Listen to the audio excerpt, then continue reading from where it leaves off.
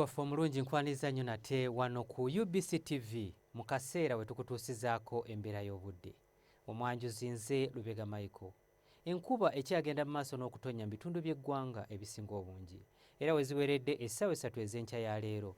Kotido yabadde wezezza milimita za 3.5 n'obutundutundu 3, Masaka milimita za 2 n'obutundu 6, Kampala milimita 12 so ng'ate yo mu Masindi zaweze milimita 3 n'obutundutundu 2.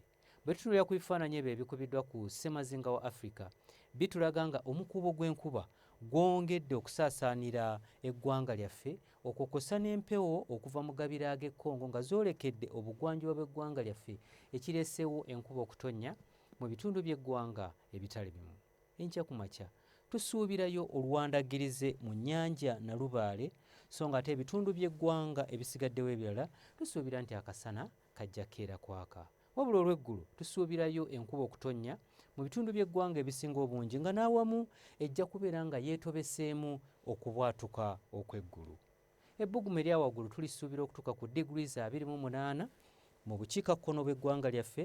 Ebitundu ebyebulunguludde ennyanja Nalubaale tusuubira ebbugumu okutuuka ku degrees 27 so ng'ate yo mu Kabaale ebbugumu erya waggulu tulisuubira okutuuka ku degrees 23. Bwe tweyongerayo mu bibuga ebimu ebiri ebusukkansalo w'eggwanga lyaffe mu London, New York ne Paris tusuubirayo enkuba okutonnya. So ng'ate yo mu Dubai tusuubira akasana okwememula nga n'ebbugumu erya waggulu lijja kutuukira ddala ku degrees 39. Ebyo bye tukujjidde mu kitongole ky'eggwanga ekivunaanyizibwa ku mbeera y'obudde wano ku UBC TV. Nze Lubega Micheal.